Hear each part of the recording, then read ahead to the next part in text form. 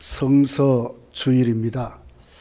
그래서 오늘 하나님의 말씀에 대해서 말씀을 나누려고 합니다. 하나님의 말씀이 성경은 매년 1억 5천만 권 정도가 전 세계에 유포되고 찍어내고 팔린다고 합니다. 1억 5천만 권 정도래요. 어떤 책이 여러분 한 주제를 말하면서 오고 오는 세대에 이렇게 많이 팔리는 책이 어디 있겠습니까? 이런 의미로 생각하면 성경만큼 베스트셀러가 없는 것 같습니다. 성경은 특별히 시대를 그래서 올라가 보면 유럽의 모든 나라들, 대표적인 나라들, 영국, 스페인, 포르투갈, 프랑스, 오스트레일리아, 스위스, 독일, 이탈리아, 덴마크, 폴란드, 헝가리, 조금 더 나가서 미국까지 성경으로 세워졌고 성경 때문에 전쟁을 하고 성경 때문에 그 나라가 문화가 발달하고 역사가 만들어지고 전 세계의 유명한 고전이라든지 또 어떤 문학이라든지 정말 미술이라든지 어떤 조각이라든지 최고의 골동품이라면 전부 성경의 배경을 갖고 있습니다. 성경을 빼버리면 말이 안 되고 역사가 안 이루어져요. 미국이 어떻게 세워졌습니까? 성경 때문에 세워졌어요. 어떻게 하든지 성경대로 살려고 청교도들이 가서 세운 나라가 미국이란 나라입니다. 여러분, 오늘 우리가 이 말씀을 보면 성경은 어떤 책인가? 성경은 하나님의 말씀이라 그렇게 우리가 믿고 고백할 수 있는 것입니다. 구약의 28명이 1500년간 성경을 기록했습니다. 신약의 8명의 저자가 한 100년간 성경을 기록했습니다. 도합해보면 또 이름을 밝히지 않는 저자까지 합하면 한 40여 명이 1600여년간 성경을 기록했습니다. 성경 속에는 역사가 있습니다. 법률도 있습니다. 위인들이 있습니다. 문학 작품이 있습니다. 시가 있고 또 희곡이 있고 비유가 있고 편지가 있고 격언이 있고 교훈시가 있고 상징문학이 있고 과학이 있고 물리가 있고 경제원리가 있고 인간 철학이 있고 삶의 윤리가 있고 생애 체험이 있는 삶의 성공과 실패가 정확하게 나와 있는 아주 다양한 주제를 가지고 기록된 것이 성경인 것을 보게 됩니다. 성경은 근한 1600년간 기록이 되어 있지만 지금도 그 성경을 접한 사람은 생이 바뀌고 환경이 바뀌고 신분이 바뀌고 삶이 바뀌는 성경 앞에 자기의 모든 죄와 거짓을 조금 더 숨길 수 없는 거룩이 뭔지 참 사람이 뭔지 또렷이 고백될 수밖에 없는 그것이 바로 우리가 2000년 전에 마감되었던 그 성경이 오늘 우리 이 시대에도 똑같이 생명의 역사를 일으킨다 하는 것입니다. 실패했던 사람, 좌절했던 사람, 낙심했던 사람, 어떻게 보면 인생의 쓰레기라고 했던 그 사람들도 성경을 통해서 예수님 영접하고 선구자가 되고 성공자가 되고 나라를 이끌어갈 수 있는 위대한 정치가가 되는 온 세계에 복음을 전하는 식인종 마을까지 들어가서 생명을 내놓을 수 있는 것이 성경이 그들에게 적용되어서 새 삶을 주셨기 때문에 그렇다는 것입니다. 여러분, 성경은 우리 인생의 참맛이고 성경 앞에서 거짓된 삶을 숨길 수 없고 우리 인생길 인도하는 완벽한 내비게이션이다 하는 것입니다. 시편 119편 103절 105절까지를 보면 이렇게 기록이 되어 있습니다. 주의 말씀의 맛이 내게 어찌 그리 단지요 내 입에 꿀보다 더 다니이다. 인생의 참맛이 성경에 있대요. 104절을 보니까 주의 법도들로 말미암아 내가 명철하게 되었으므로 모든 거짓 행위를 미워하나이다. 거짓된 삶을 살았던 그들이 성경을 접함으로 거짓을 미워할 수 있는 사람으로 온전케 세워지게 되는 것이 성경의 능력이라는 거예요. 105절을 보니까 주의 말씀은 내 발의 등이요 내 길에 빛이 나이다 그랬습니다. 인생의 참 안내자라고 말하는 겁니다. 성경만큼 정확하게 우리 인생을 인도하는 것이 없다고 말을 하는 것입니다. 성경은 성령의 감동으로 기록된 하나님의 말씀입니다. 그 성경을 접하면 구원에 이르는 지혜가 있습니다. 우리의 인격과 우리의 모든 삶이 온전케 되는 복이 있습니다. 디모데후서 3장 15절 16절 17절을 보면 이렇게 기록합니다. 성경은 능히 너로 하여금 그리스도 예수 안에 있는 믿음으로 말미암아 구원에 이르는 지혜가 있게 하느니라. 모든 성경은 하나님의 감동으로 된 것으로 교훈과 책망과 바르게 함과 의로 교육하기 유익하니 이는 하나님의 사람으로 온전하게 하며 모든 선한 일을 행할 능력을 갖추게 하려 함이라 그랬습니다. 왜 성경이 하나님의 말씀입니까? 성령의 영감으로 기록됐기 때문에 하나님의 말씀입니다. 이 말씀은 우리에게 적용되면 우리가 구원을 받습니다. 거듭납니다. 하나님의 구원에 이른 지혜가 넘치게 되고 우리 인격을 만져서 예수님을 닮게 하고 천국 가는 하나님의 사람으로 하나님 앞에 온전케 하나님이 세우신다고 말씀하는 것입니다. 베드로서 1장 20절 21절에 보면 이렇게 기록합니다. 먼저 알 것은 성경의 모든 예언은 사사로이 풀 것이 아니니 예언은 언제든지 사람의 뜻으로 낸 것이 아니요 오직 성령의 감동하심을 받아 사람들이 하나님께 받아 말한 것이라고 그랬습니다. 하나님께 받아 뭐예요? 성령의 감동으로. 사사로이 풀지 말아요. 왜? 하나님의 말씀이니까 그렇게 말씀을 하는 것입니다. 성경은 하나님의 말씀입니다. 우리를 거듭나게 하고 우리를 온전케 하고 구원에 이르는 지혜로 넘치도록 만드는 것이 성경이라고 이렇게 말씀을 하고 있습니다. 성경은 여러분 하나님의 살아있는 말씀입니다. 히브리서 4장 12절서부터 13절까지가 이렇게 기록됐습니다. 하나님의 말씀은 살아있고 활력이 있어 좌우의 날선 어떤 검보다도 예리하여 혼과 영과 및 관절과 골수를 찔러 쪼개기까지 하며 또 마음의 생각과 뜻을 판단하시나니 지으신 것이 하나도 그 앞에 나타나지 않음이 없고 우리의 결산을 받으실 이의 눈앞에 만물이 벌거벗은 것 같이 드러나니라 그랬습니다. 하나님의 말씀은 생명의 말씀입니다. 살아있는 말씀입니다. 그 말씀이 우리에게 온 우주에 적용되어서 어떻게 발가벗도록 드러내게 한대요. 숨길 수 없다 그 말이에요.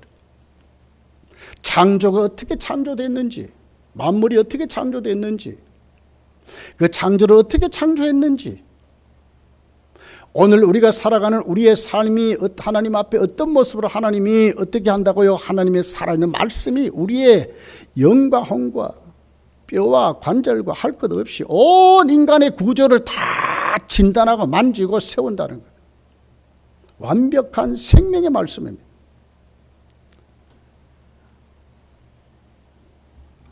베드로 전서 1장 23절에 보니까 이렇게 기록합니다. 너희가 거듭난 것은 썩어질 씨로 된 것이 아니요 썩지 않을 씨로 된 것이니 살아있고 항상 있는 하나님의 말씀으로 되었느니라. 하나님 말씀이 어떻게 살아있고 항상 있는 말씀이래요.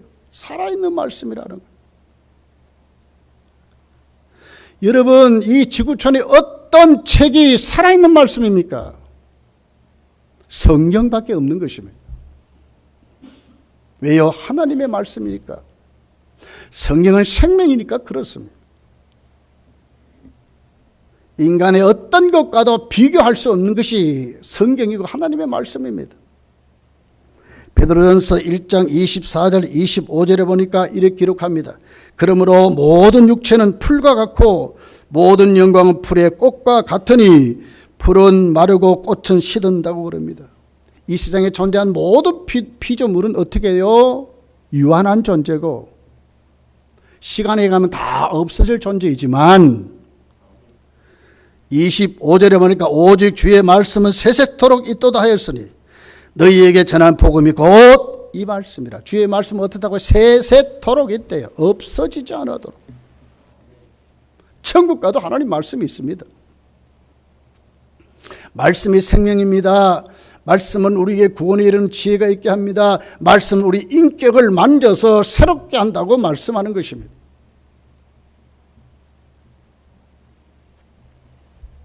하나님 말씀은 영생의 말씀으로 우리 영이 영원한 생명으로 살게 하십니다. 요한복음 12장 49절 50절에 보니까 이렇게 기록합니다. 내가 내 자의로 말하는 것이 아니요 나를 보내신 아버지께서 내가 말한 것과 이를 것을 친히 명령하여 주셨으니 성부가 성자에게 하나님의 말씀을 친히 주셨대요. 이 말씀이 뭐냐? 50절에 보니까 나는 그의 명령이 영생인 줄 아노라. 명령이래요. 근데 이 명령이 뭐라고? 영생이라고 말합니다. 말씀을 떠나서는 영생이 이루어질 수 없는 거예요. 그러므로 내가 이르는 것은 내 아버지께서 내게 말씀하신 그대로니라 하시니라. 그러니까 예수님이 말씀하신 그 말씀은 성부께서 이르신 말씀 그대로라는 거예요. 생명의 말씀입니다. 영생을 주는 말씀입니다. 하나님 말씀을 떠나서 영생을 얻을 수 없습니다. 하나님 말씀은 명령이라고 말씀하고 있는 것입니다. 요한복음 6장 63절에 보니까 살리는 것은 영이니 육은 무익하니라. 내가 너에게 이런 말은 영이요 생명이라고 그랬습니다. 우리 영이 뭘 먹고 산다고요? 하나님 말씀을 먹고. 우리 영은 그 말씀에는 뭘 얻는다고요? 생명을 얻고 영생을 얻는다고 말하는 것입니다. 말씀을 떠나서는 존재할 수 없다고 말하는 것입니다. 그렇기 때문에 여러분, 우리가 예수를 믿을 때의 신앙생활에 하나님 말씀을 절대로 가감하지 말아야 합니다. 요한계시록 22장 18절 19절에 보니까 내가 이 두루마리의 예언의 말씀을 듣는 모든 사람에게 증언하노니 만일 누구든지 이것들 외에 더하면 하나님이 그 두루마리에 기록된 재앙들을 그에게 더하실 것이요 만일 누구든지 이 두루마리의 예언의 말씀에서 제하여 버리면 하나님이 이 두루마리에 기록된 생명의 나무 및 거룩한 성의 참여함을 제하여 버리시라. 천국까지 못한다고 말하는 거예요. 개혁주의자들, 칼빈주의자들은 너무나 이것을 가슴 깊이 절절히 받아들이고 성경이 말하는 만큼만 가고 성경이 멈추면 그 자리에 멈추라는 거예요. 여러분, 이단이 왜 생깁니까? 성경을 다 풀었대요. 루터가 어떤 사람입니까? 종교익을 일으켰습니다. 하나님 말씀에 확 사로잡힌데도 요한계시록을 주석하지 않았어요. 잘못할까 봐, 함부로 할까 봐. 하나님 말씀은 사사로이 푸는 게 아닙니다. 말씀 그대로 믿어야 바른 믿음이라고 말하는 것입니다. 여러분, 오늘 본문에 돌아와 보십시오. 예수님이 맨 첫 번째 고향에 가서서 안식일 날 회당에 서서 뭐 하셨습니까? 하나님 말씀을 들려주는 것으로 예수님은 고향 마을에 그의 사역을 시작하는 것을 봐요. 자, 16절입니다. 오늘 본문. 예수께서 그 자라나신 곳 나사렛에 이르사 안식일에 늘 하시던 대로 회당에 들어가사 성경을 읽으시려고 서심해. 맨 첫 번째 한 것이 병든 자를 고쳐준 것이 아니었습니다. 맨 첫 번째 한 것이 가난한 자를 도와주는 것이 아니었습니다. 맨 첫 번째 한 사역이 뭐라고요? 하나님의 말씀을 들려주는 것으로, 하나님 말씀을 전하는 것으로 그 사역을 시작했다고 말하는 거예요. 우리가 고향하면 우리 마음이 절절하지 않습니까? 내 근본을 말할 때 고향하지 않습니까? 당신 고향이 어디입니까? 예수님도 그랬을 것입니다. 물론 고향에서 환영을 못 받았지만 예수님은 그런 마음으로 가셨을 것입니다. 맨 첫 번째 사역이 뭐라고요? 얼마나 중요한지 하나님의 말씀을 그들에게 들려주려고.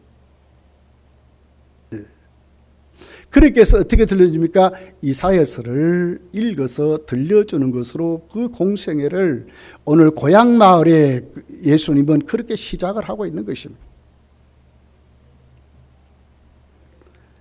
18절에 보니까 주의 성령이 내게 임하셨으니 그랬어요. 이 말씀은 예수님이 요단강에서 세례요한에게 세례받을 때를 떠오르면서 하는 말씀입니다. 누가복음 3장 21절에 보면 백성이 다 세례를 받을세 예수도 세례를 받으시고 기도하실 때 하늘이 열리며 성령이 비둘기같이 형체로 그의 위에 강림하시더니 하늘로부터 소리가 나기를 너는 내 사랑하는 아들이라 내가 너를 기뻐하노라 하시니라. 메시아 사역을 말하는 겁니다. 세례 받을 때에 하나님이 인정하시고 많은 사람들 앞에 이는 내 사랑하는 아들이라 내가 기뻐하는 자라. 성령이 비둘기같이 입에서 예수님 속에 쑥 강림하시는 역사를 그렇게 보여주었어요. 예수님은 바로 오늘 그 나사렛 당신의 고향의 회당에서 그 안식일 날, 안식일 지금 그들 앞에 하나님의 말씀을 읽으면서 지금 이 말씀을 하는 거예요. 그러면서 예수님은 21절, 20절, 21절에 보면 이렇게 말씀을 하세요. 책을 덮어 이 그 맡은 자에게 주시고 앉으시니 회당에 있는 자들이 다 주목하여 보더라. 이에 예수께서 그들에게 말씀하시되 이 글이 오늘 너희 귀에 응하였느니라 하시니라. 뭐가 응했다고요? 이 글이, 그 글이 뭡니까? 이사야서에 있는 말씀입니다. 바로 17절에 있는 말씀, 18절에 있는 말씀입니다.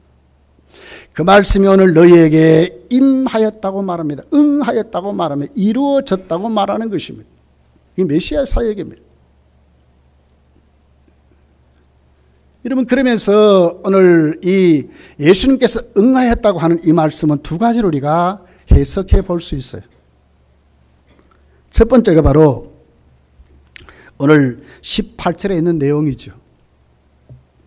예수님은 복음을 전하시려고 또 내게 기름을 부으셨다. 나를 보내사 자유롭게 하려고 하셨다. 메시아 사역입니다. 두 번째 사역이 예수님은 바로 그 메시아 사역이 어떻게 이루어지는지 적용을 말씀하는데 18절에 있는 내용입니다. 주의 은혜의 해를 전파하게 하려 하심이라 하였더라. 주의 은혜의 해가 당신을 통하여 이루어졌다는 것을 가르쳐 주려고 예수님은 그 말씀이 오늘 당신을 통해서 이루어졌다고 지금 말씀하는 것입니다. 여러분, 우리가 이 말씀을 대하면서 오늘 이 성경이 바로 예수께서는 응하였다고 하는 이 말씀은 여러분 성경의 모든 주제가 무엇을 향해 있습니까? 그 다양한 주제가 누구를 향해 있습니까? 예수 그리스도를 향하여 있다고 하는 것입니다. 예수님 이렇게 말씀하셨어요. 요한복음 20장 31절에 이렇게 말씀합니다. 오직 이것을 기록함은 너희로 예수께서 하나님의 아들 그리스도이심을 믿게 하려 함이요 또 너희로 믿고 그 일을 힘입어 생명을 얻게 하려 함이니라. 무슨 얘기죠? 오늘 예수님은 너무너무 그 고향 사람들에게 당신을 통해서 성경의 모든 주제가 오늘 이루어졌다는 것을 가르쳐 주려고. 성경이 왜 기록됐습니까? 예수님을 믿고 영생을 얻게 하려고. 그러니까 모든 성경에 집중적으로 가르치는 것이 뭡니까? 예수님을 통해서 구원받는다고 하는 은혜를 해를 예수님께서 이렇게 오셔가지고 이루신다는 것을 말씀하는 것입니다. 여러분, 오늘 은혜해라 이랬습니다. 해방의 해지요. 특별히 레위기서 25장 8절에서 13절에 보면 희년을 말해요. 50년째 빚진 자들 탕감을 받고 노예들이 해방을 되고 땅이 경작을 쉬고 모든 거민들이 자신의 고향으로 돌아갈 수 있는 자유의 몸이 되는 것을 희년이라 이렇게 합니다. 이 은혜의 해입니다. 예수님이 왜 오셨는가? 이걸 주시려고 오셨다는 거예요. 메시아의 사역을 감당하면서 예수님은 바로 그들에게 죄와 사망과 저주와 심판의 권세에 붙들려 있는 그들을 예수님은 어떻게 하시려고요? 그들에게 자유를 주시려고, 해방케 하시려고, 구원의 의뢰를 주시려고 예수님 이 땅에 오셨다고, 당신을 통해서 이루어진다고 말씀합니다. 이것이 어디에 기록됐습니까? 성경에 기록됐는데 모든 성경이 이것을 향해서 있다는 거예요. 아브라함을 왜 하나님이 택해서 보여줬습니까? 예수님 때문에. 모세도 야곱도 다윗도 신약의 모든 사도도 구약의 모든 왕도 누구 때문에? 예수님 때문에 그들이 존재해서 도구로 쓰임받게 하시고 때가 되니까 예수님 직접 오셔서 이 사역을 감당하게 하신다고 하는 것이 성경의 주제라는 거예요. 성경을 통해서 여러분 이 같은 은혜가 있을 수 있을까요? 그렇기 때문에 성경은 생명의 말씀입니다. 하나님의 말씀입니다. 그 말씀이 우리에게 다가와서 내가 오늘 그 말씀이 내 삶과 내 인생에 적용이 되면 우리는 어떤 사람이 됩니까? 생명을 얻고 구원에 이르는 지혜가 있고 하나님의 사람으로 구체적으로 살아갈 수 있는 믿음의 사람이 된다고 말씀하는 것입니다. 그 은혜가 어떤 자에게 전해지고 적용된다고 말합니까? 18절에 그 첫 번째 대상이 가난한 자에게 복음을 전하게 하시고 그랬습니다. 가난한 자입니다. 되게 우리가 잘못 해석하면 어떤 물질적인 가난을 생각하는데 물질적인 가난도 될 수 있겠죠. 그러나 그 뜻보다는 영적인 가난을 말하는 것입니다. 하나님 없이는 살 수 없는 사람, 이 말이에요. 마태복음 5장 3절에 있는 것 같이 심령이 가난한 자는 복이 있나니, 심령이 가난한 자를 말하는 거예요. 하나님께 소망을 두는 자를 말하는 거예요. 거지를 말해요. 영적인 거지를 말해요.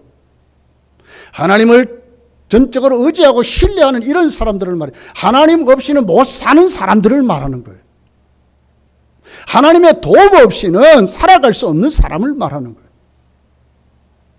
그 사람들을 예수님이 오셔서 은혜를 주시려고, 자유함을 주시려고 오셨다는 거예요. 하나님과 관계된 그 사람들,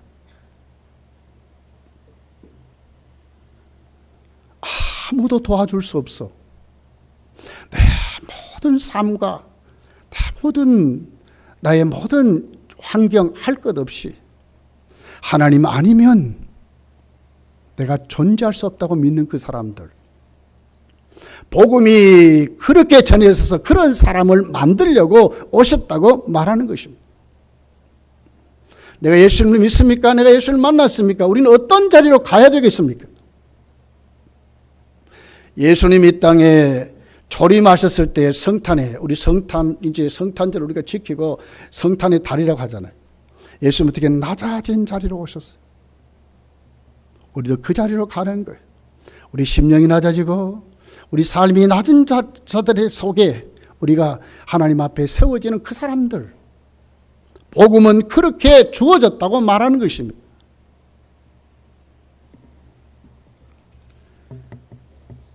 죄로 인해서 죄악된 습성과 억압 속에 있는 자들을 자유케 하려고 오셨습니다. 두 번째를 보니까 포로된 자라고 그랬어요. 죄악된 습성에 잡혀있는 자를 말합니다. 그런 삶을 좋아하는 사람들을 말하고 있습니다. 여러분, 인간은 다 타락했습니다. 그 타락의 결과가 참으로 무섭습니다. 수많은 사람들이 물욕에 포로되어 있습니다. 정욕에 포로되어 있습니다. 권력에 포로되어 있습니다. 명예에 포로되어 있습니다. 진리병에 포로되어 있습니다. 그들의 마음 절망에 포로되어 있는 것이 인간입니다. 왜 성경이 그렇게 두려워하지 말라고 합니까? 잡혔기 때문에 그렇습니다.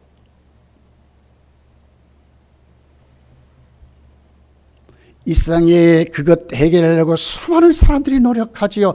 노력하는 결과가 뭐 전부 우상숭배라요. 우상숭배가 여러분 자유를 줄 수 있습니까? 죄로 인해서 주어진 이 죄악된 습성에 포로되어 있는 것을 치료하고 고칠 수 있습니까?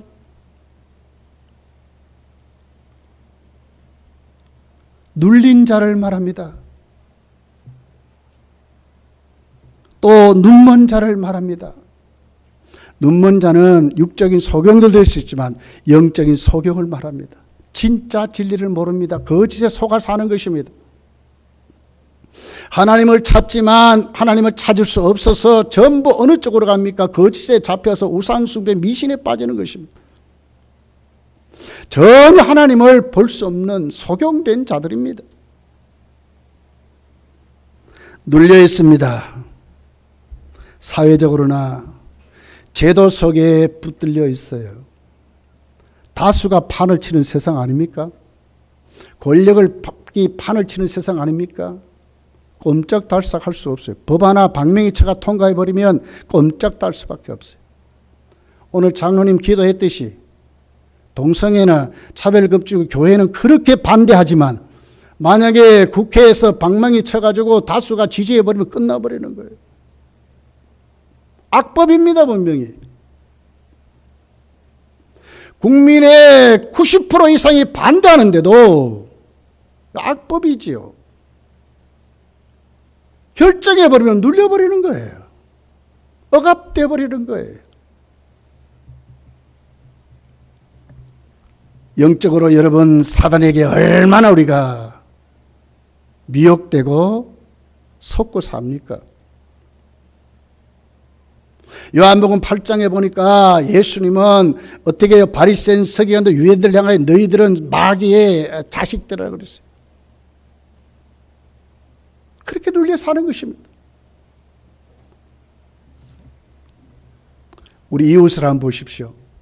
또 우리를 한번 보십시오. 각종 병들, 더러운 노예 습성, 입만 벌리면 남의 해고 살지 않습니까? 그 악담들 얼마나 많습니까? 포로돼 그렇습니다. 하나님을 보지 못해 그렇습니다. 눌려 있기 때문에 그렇습니다.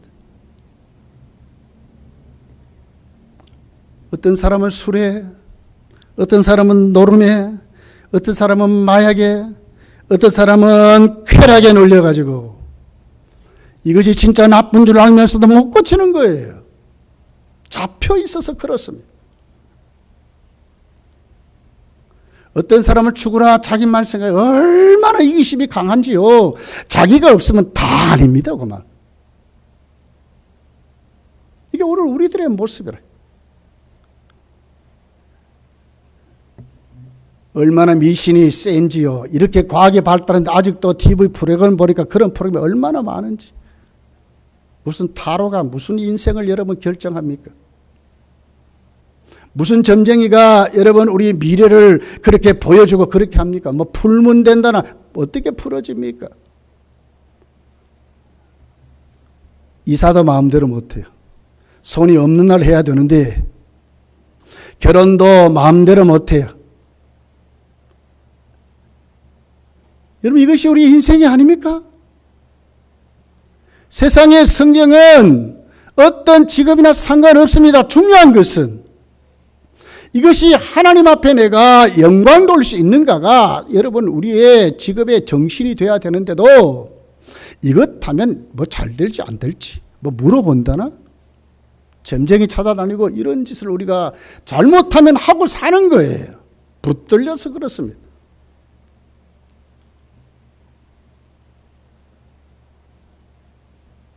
얼마나 우리가 부정적입니까? 긍정적인 것보다 부정적인 우리가 훨씬 많습니다. 안 된다고 하는 말이 더 많습니다. 우리가. 왜 그렇습니까? 포로되고 보지 못하고 눌려 있어서 그렇다는 것입니다. 예수님이 왜 오셨습니까? 은혜 해방의 은혜를 선포하시려고 참 자유를 주시려고 구원의 은총을 주시려고. 그것이 어디에 기록됐다고요? 성경에. 이 성경이 이렇게 중요한 것입니다.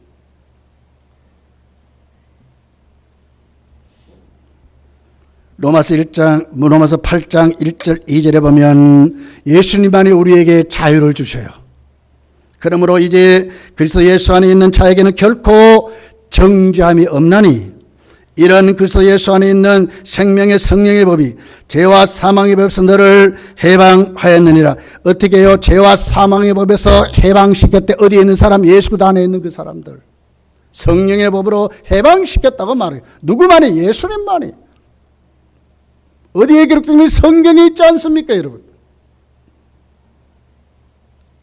고린도후서 3장 17절에 보니까 이렇게 기록하여 주는 영이시니 주의 영이 계신 곳에선 자유함이 있느니라. 주는 영이시니 주의 영이 계신 곳에는 자유가 있다, 해방이 있다는 거예요. 예수님 없이는 해방될 수 없습니다, 여러분.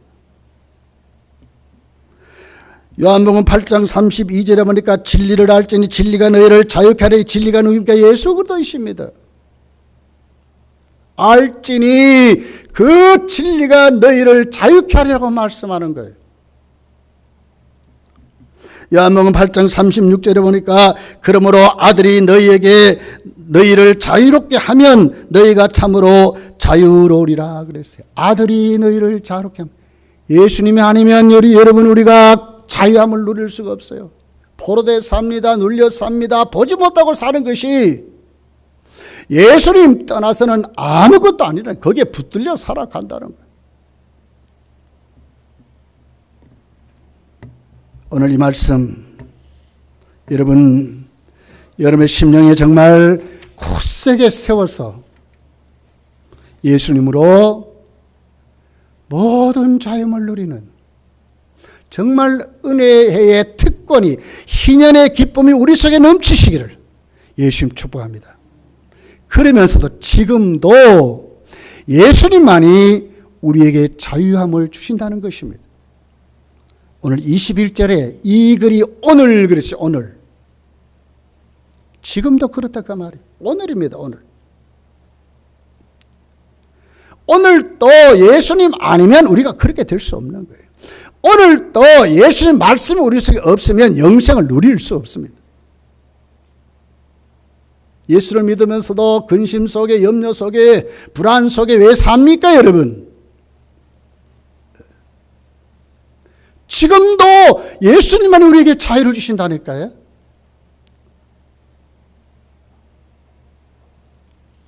은혜를 사모하고 살아야 합니다. 예수님 사모하고 살아야 합니다. 말씀을 가까이 해야 됩니다. 말씀을 확실히 믿어야 합니다. 그리고 그 말씀 앞에 우리가 눈을 떠야 합니다. 포로된 모든 삶을 우리가 예수님의 이름으로 외치고 벗고 우리에게 물리쳐야 합니다. 지금도 그렇게 살아야 된다.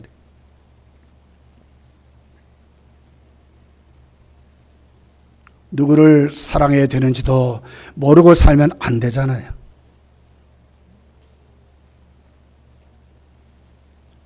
나를 낳아준 부모도, 내가 진짜 사랑해야 되는 내 가족, 내 아내, 내가 정말 하나님 앞에 천국 가는 그 길에 함께 가야 될 검단 공동체, 사랑하지 못한다면 그 믿음이 잘못된 믿음이라요. 하나님이 세상을 이처럼 사랑하셔서 독생자를 주셨습니다. 하나님은 사랑이십니다. 그 사랑이 예수 그리스도를 통해서 우리에게 주어졌습니다. 요한일서 4장에 보니까 사랑은 여기 있으니 우리가 하나님을 사랑한 것이 아니요 하나님 우리를 먼저 사랑했는데 그 사랑의 내용이 뭡니까? 당신의 아들을 우리에게 주셨다는 거예요. 하나님은 사랑하시되 하나밖에 없는 독생자까지도 전혀 아끼지 아니하시고, 우리가 연약할 때, 우리가 죄인 됐을 때, 우리가 하나님과 원수 됐을 때 하나님은 당신의 아들을 보내서 우리를 사랑하셨다고 증명하셨대요. 우리도 예수를 믿고 말씀 속에 산다면 우리도 그렇게 살아야 되지 않겠습니까? 내가 정말 말씀이 내 속에 이루어져서 구원받는 삶을 산다면 우리도 그렇게 살아야 되지 않겠습니까?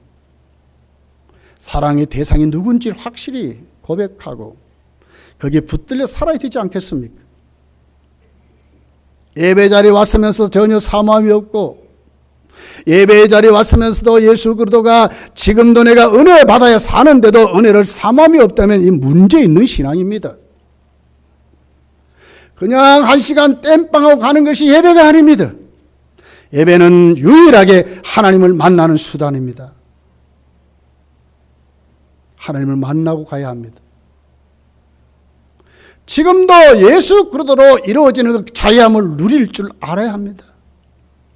육신이, 여러분 혹시 여러분 속에 육신의 병들이 있습니까? 그러면 오늘 치료 받아야지요.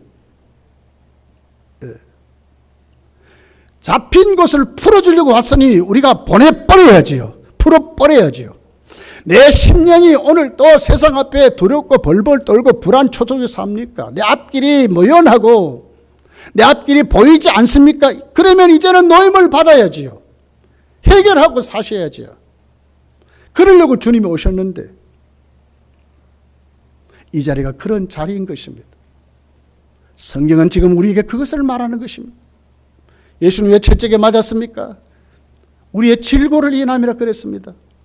우리를 고쳐주시기 위해서 그렇게 하셨다고 그랬어요. 마태복음 8장을 보세요. 그게 뭐라고 해서 예수님은 우리 죄를 위하여 십자가에 못 박혀 죽으실 뿐만 아니라 우리의 모든 질병을 짊어지셨다고 말하는 것입니다. 나는 치료하는 여호와라고 말하는 것입니다. 누구를 통해서? 예수님을 통해서. 적당히 왔다가 가는 것이 아닙니다. 성경은 예수님만이 지금도 우리에게 자유를 주시다고 말하는 겁니다. 오늘 이 예배 시간에 여러분 꼭 주님으로, 지금도 은혜인 그 주님으로 오늘 우리에게 막혀있는 것, 붙들려 있는 것, 오늘 또 내놓지 못한 것, 내가 눈이 감겨서 영적인 생활에 눈이 어두워진 것, 오늘 다 풀림을 받아서 정말 구원에 이르는 지혜가 넘쳐나시기를 예수님 축복합니다. 기도하겠습니다.